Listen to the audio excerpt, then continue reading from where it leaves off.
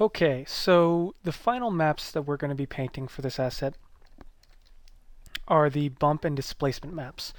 Now, for me personally, the way I decide what goes into my bump maps and what goes into my displacement maps is is kind of a sculptural perspective.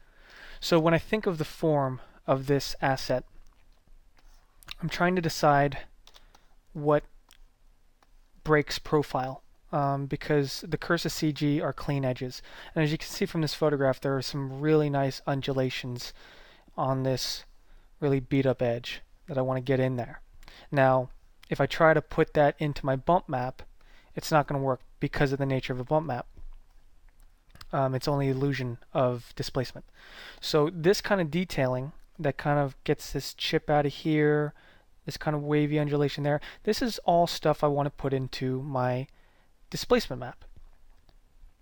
Essentially, I want all of the large, broader forms in my displacement map and not my bump map, because these are the forms that are going to need to displace from the surface, so on any kind of perpendicular angle of the surface, they will break profile. And you can see from here, even very subtly, all this stuff breaks profile.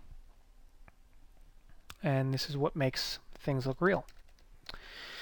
So I'm gonna, in my experience, I designate all of my large forms to my displacement map. Now for my bump map, I like to reserve all the microfine detail. So for leather or for skin, I like to reserve it for all the pores. And in this case, is all these really fine cracks.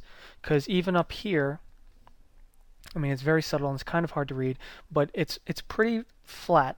There's not a lot of crazy undulation or breakings of profile up here.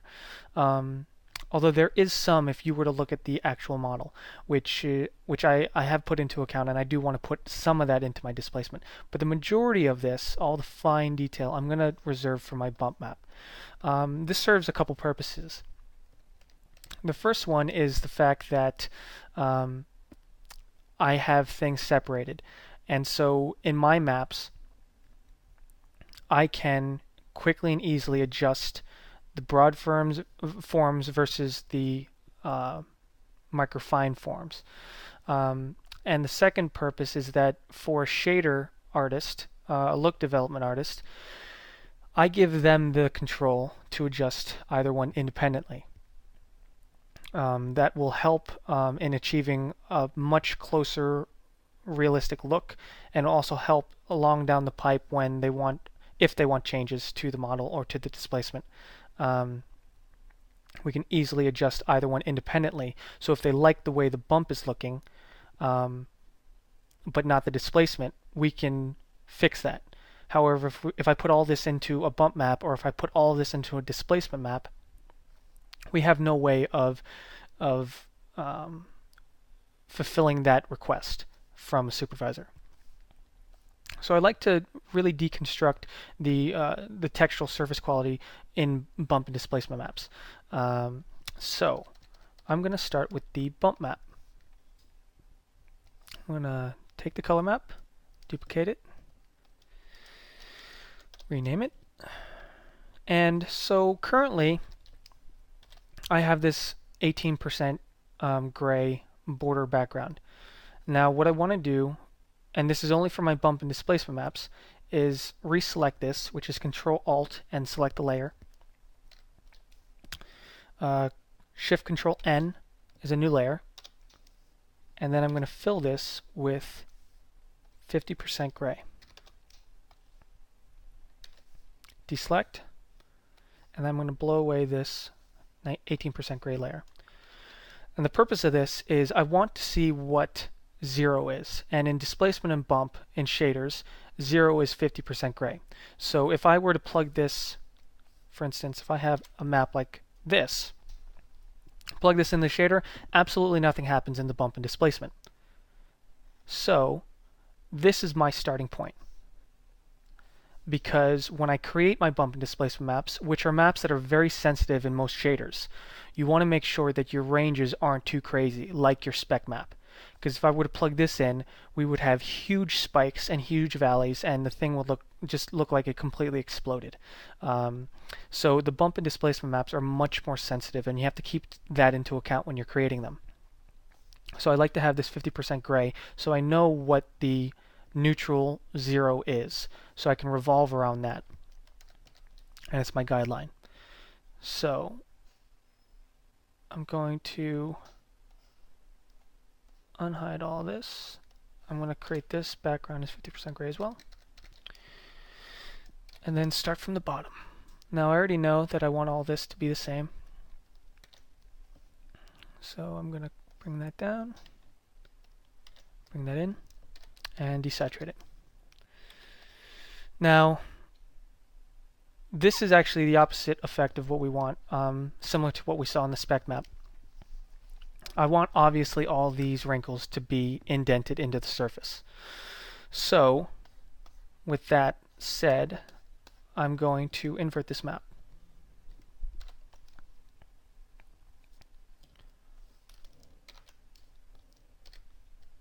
And take a look. So for my bump map, what I'm focusing on are all of the finer details. So this big broad stuff here, I'm not going to worry about. I'm going to save all this stuff for my displacement map. So right now, this is obviously way too bright because here's my 50% gray and here's my map, and it's going to blow up over the model. So I'm going to take a levels and take it down. And I see that it's affecting all the layers below, so I'm going to Control Alt G. So it just selects the leather that I want. And I'm going to continue to bring this down to more of the level that I want.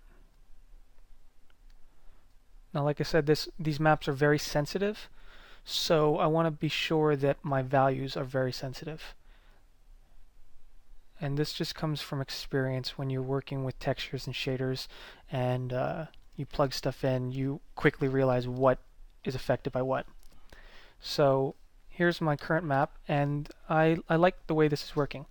However, this gold trim is a problem because this gold trim is going to indent when I plug it in the shader. And if I look at my reference, this doesn't. It's just kind of a paint on top. In fact, it may even slightly displace or bump out. So what I'm going to do is paint this out.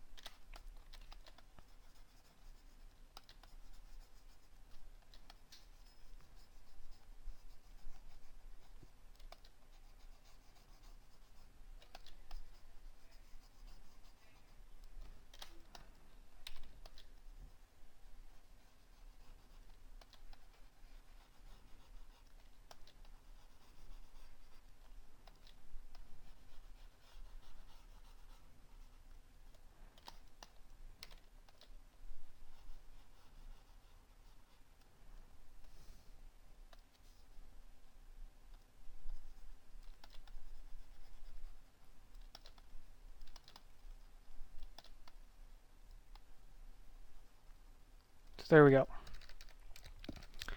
Just quickly painted out all those stripes. Now, looking at this map, these areas here where it's been peeled away are actually going to displace out because they're lighter than the surrounding areas. So we're going to need to, especially even in these cracks, this isn't working for me either. These are all going to displace out and look a bit weird. Fortunately, in my spec map, my spec layer, I have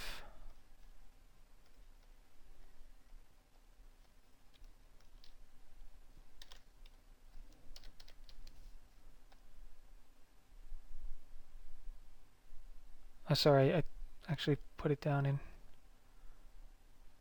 here.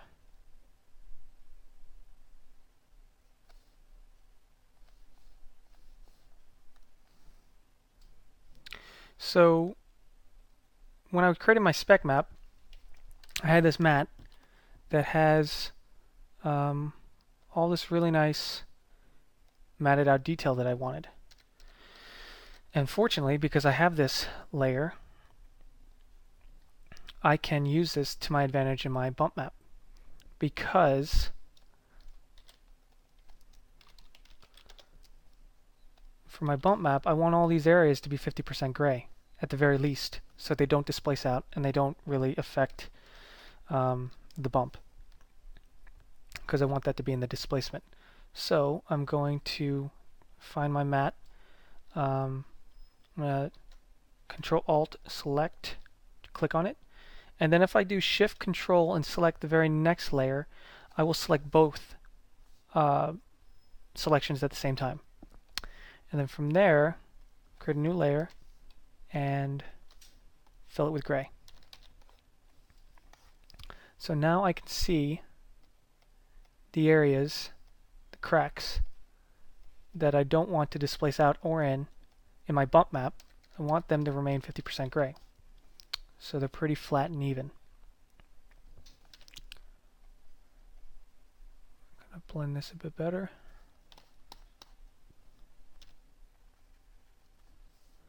Now, from experience, this is what I want to happen. However, I'm going to need some microfine detail in these cracks and these corroded away edges, because my displacement map isn't going to be enough.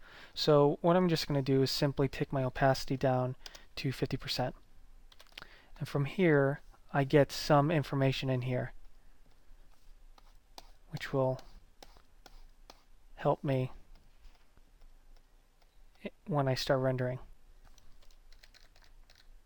So I'm happy with that. And while I'm at it, I'm going to fill this in with gray because I don't want this to do anything crazy either.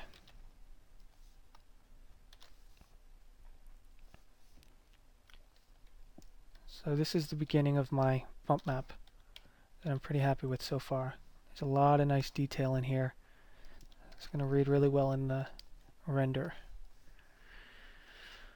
So from here, I'm just going to start looking through my layers, figuring out what I need, what I don't need.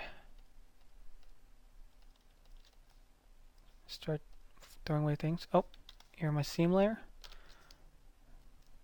Invert and throw that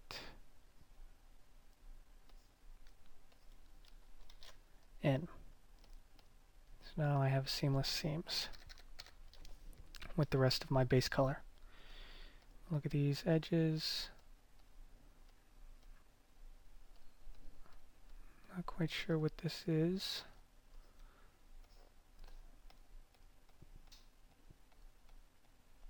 Doesn't seem to be much, so let's just ignore that for now. Metal. Now, for metal, because it's very smooth, the metal that I'm looking at, in particular, this metal. Now, arguably there is bump detail in this metal. However, for me, I'm going to opt out and not paint any bump or displacement maps for this metal, because I really want this metal to feel different. than the leather. And that's just an artistic decision. I think in the renders, if I have any kind of bump on here, it's gonna be tricky to get a bump on this metal that's not going to conflict with the bump on this leather, because the leather has so much information in the bump and eventually the displacement maps that I want this to be starkly different. And by doing that, I'm going to opt out for not having a bump or displacement map and just rely on my spec map to do a lot of the legwork in the render. So on the same token, for all this metal here, I'm going to do the same thing. So I'm just going to delete it and not worry about it. I mean, if we were going to see the back of this, I would etch in these numbers and letters so they splice out, but we're not going to see the back, and I'm not going to worry about that. I'm not going to worry about that either, that decal extra piece. And I'm going to take a final look. This layer I don't want. And I noticed this area here, it's a bit, it's a bit lighter than the surrounding area, so I'm going to level that out a bit so it doesn't go a bit crazy.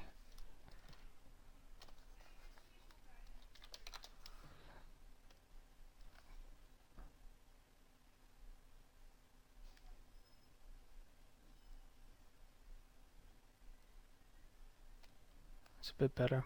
Let me make sure I don't have this in that layer. And so here is my bump map. So you can see it's pretty flat, which is what I want. However, now I'm looking at this, these cracks are still a bit lighter. So I want to make sure I get rid of that. So I'm going to go in and remedy the situation.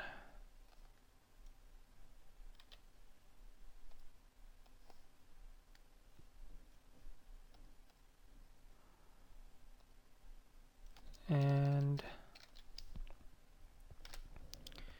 just mask out these areas. Actually, I'm just going to delete them entirely because I already have them covered.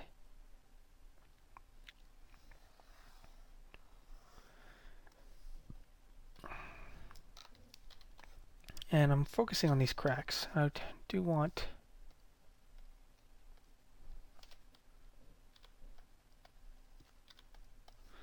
information. I'm looking here, and this isn't going to go in the way I'm thinking. So I just want it on that crack there, so I'm going to paint this back out.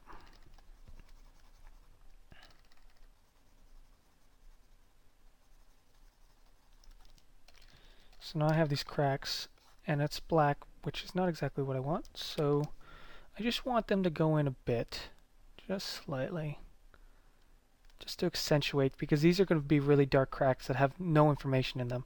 So I want to accentuate in the bump and displacement.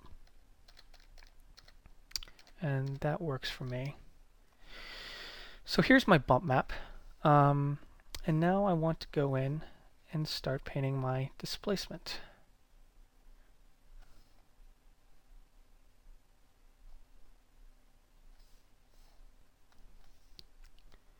So I'm going to copy my color map again. And with displacement.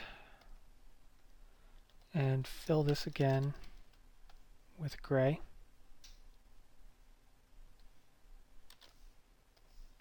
Delete that. I already know that I'm not going to want any of this metal for my displacement, so I'm going to delete all that. I'm going to fill this base layer with gray.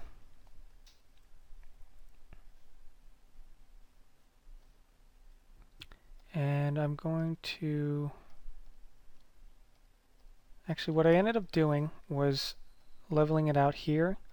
But actually, this is nice that I kept this as a separate layer, because I actually do want some of this to displace in a bit to get some of that buckling. Because if we look at our reference,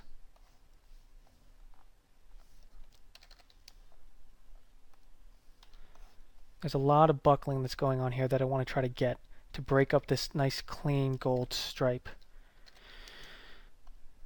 So I'm going to flatten that.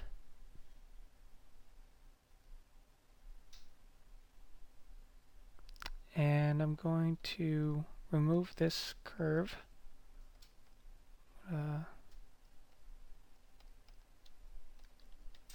Take this entire thing down, flatten all this.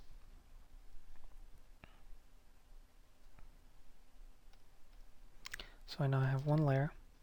I'm going to do what I did to my bump, because I want the map to be very similar to my bump, but just slightly different. In fact, because I have my bump, I'm going to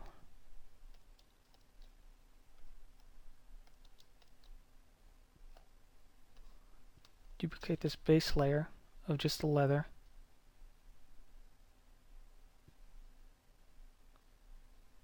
And bring it on up to my displacement.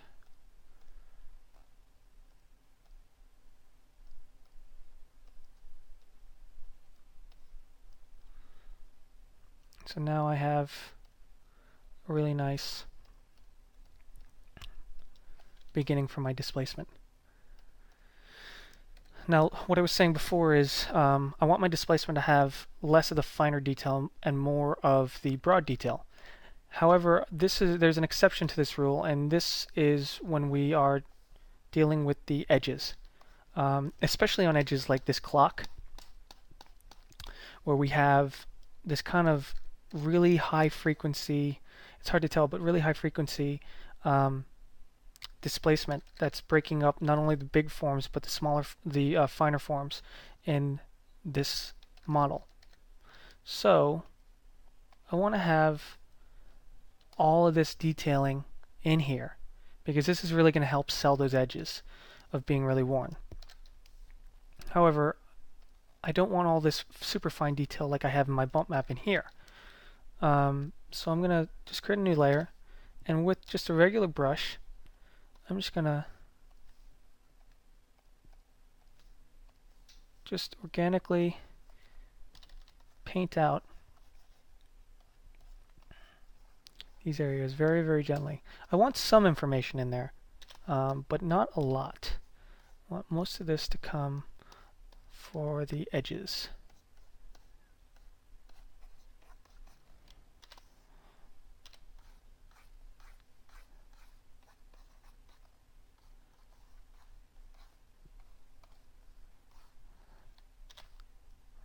I'll quickly fill this in.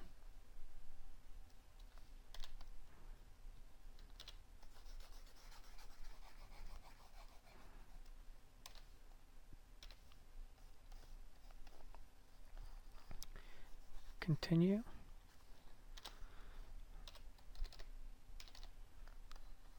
I do want to leave some areas so it's much, much rougher with the combination of bump and displacement, which is really going to help sell the complexity of this surface. So once I take a once through this displacement map, I'm going to go back in and start deciding areas that I want to have just a little bit more crunchiness to give that illusion.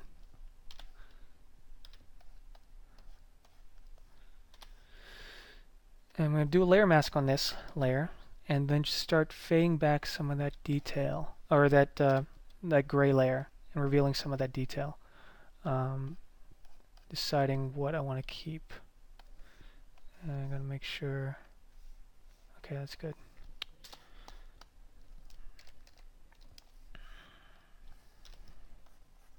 Paint back some of this. So this is my base of my displacement. Now, obviously what I really want are these cracks on the edges in this image.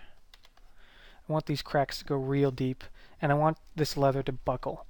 So there's a couple ways I can go about doing this, just in textures alone. I mean, sometimes we would take this into ZBrush and have a modeler or a painter kind of go in and sculpt out some of these details. And quite frankly, for this asset, if this were in production, we would definitely do that because there's some levels of buckling that we can't get in displacement unless you start working with directional displacement, which is a kind of a different story. So I'm going to go right now and take that layer that I had in my bump map. Or here it is. Here's the master layer.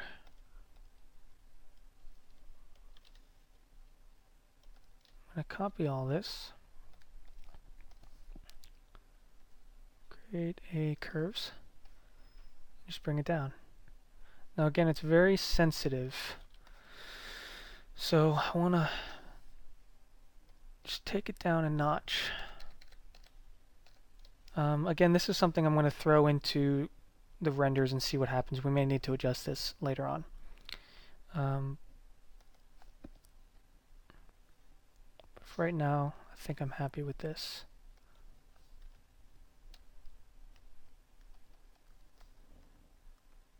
I'm not going to do these edges here.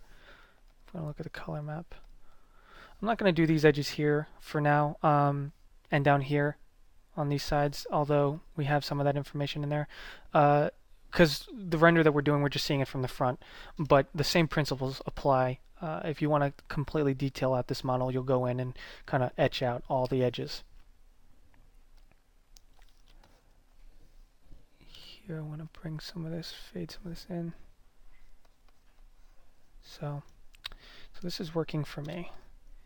But now I'm going to go in, and because all this is perfectly even, all this is going to displace perfectly evenly, which is not what I want. Because if we look back at the reference, some of this goes in deeper and some of this doesn't. So we want to have some of that undulation.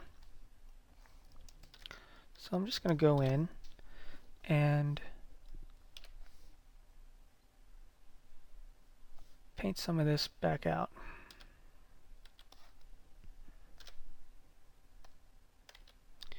I'm being mindful of this edge. I'm not going to do anything it says because I've already seen this up, so I already know that it's working for me.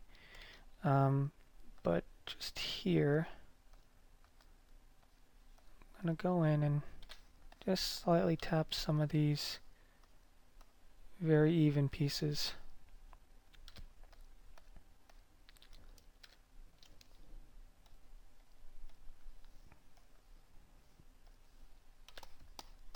Back in.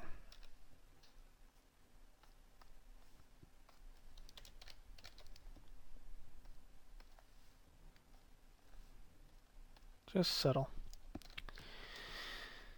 Okay, so I'm happy with this. So I have this as a separate layer in case I need to adjust it. Blow that away. And this edge actually, just going to incorporate that so we get some of that displacement, although this is the back of the clock, so we're not going to see that. But now I want to go in and try to get some of this buckling. And I've decided the way I'm going to do it is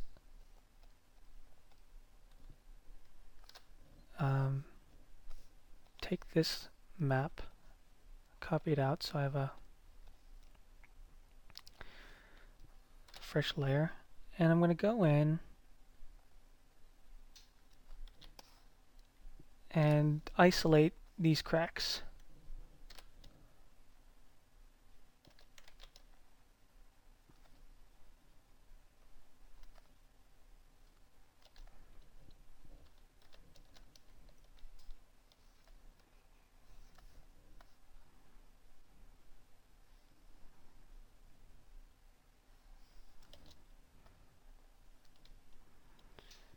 And then delete the rest. So now I have a mat for these. And what I'm going to do is select it, modify and expand it by, let's try 30. Actually, that's too much. Expand it by 20. And then with a curve, brighten these edges up. And then blur this.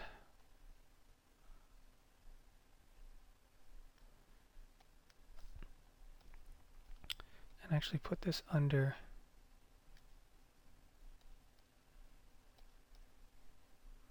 your cracks adjustment. And I feel like I want to get these cracks in particular darker. So I'm going to keep this on, but take that down. So now we have a good starting point for getting some of this buckling to come out. However, it's not quite enough. So I'm going to go in and do another selection, expand it, but this time by 10, and do another curves, bring this up, and do another Gaussian blur. If you hit Control F, it redoes the filter action that you've done. So now I have 2 layers, and this is a bit too high, so let me take that down. So now I have 2 layers of control. So when this comes into the shader, these edges are going to buckle out a bit, which is what I want, because then this gold trim is going to displace and give the effect that I'm looking for.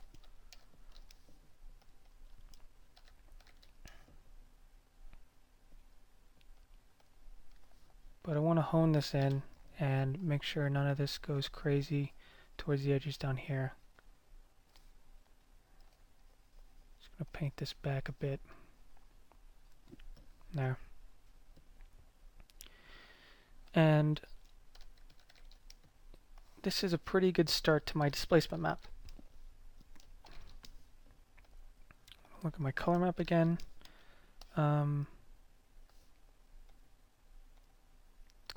Yeah, I'd like to get this area to displace inwards. So I'm going to try to incorporate that in here real quick. If I multiply this, a multiply is going to be the exact opposite of screen. So anything that's dark is going to remain, and anything that's light is going to be hidden.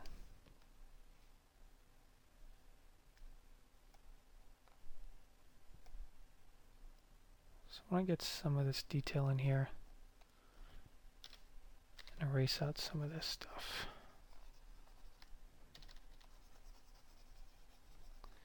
Displacement maps are a bit forgiving. You can be kind of gestural with some of this stuff, although it is sensitive. So you just want to get a hint of the impression of what you're looking for.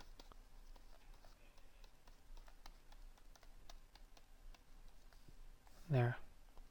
So I look back, this is going to displace nicely inwards. And I'm actually going to go even further. Darken in here. So we have a nice divot in the top. Now I can spend a lot of time continuing this, finding areas like this and this, but I just want to give you the idea of what I'm doing. And before I finish this map, I just want to apply one more feature, and it's when you're looking at the sides of this, there's a lot of undulation in here that I want to see in the displacement map. And currently, we have none of that. It's going to be real flat. And if I look at my bump map, there's just going to be the fine detail, not a lot of the major undulation.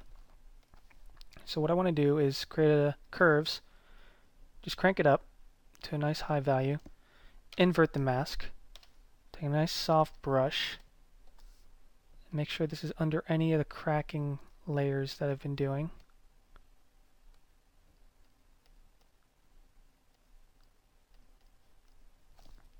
and start painting some of this buckling.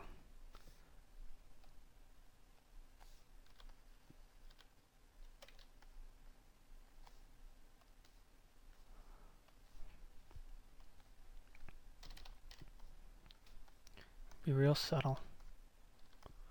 So anything that I'm painting white is going to buckle out a bit. I want to just occasionally look at my color maps because there's some information in there.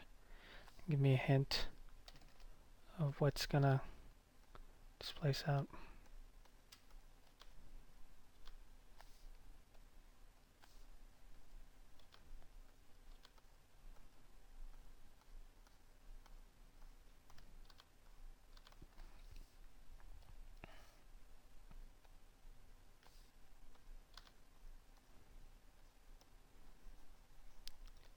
Again, just be kind of gestural with it. This is something we can definitely do in ZBrush. However, for texturing purposes for this tutorial, I'd like to show you how to kind of get this within Photoshop.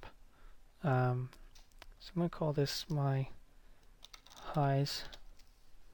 And then I'm going to create one that's the opposite. And I'm going to go down real low and kind of create the lows of this. So we can get some of that going.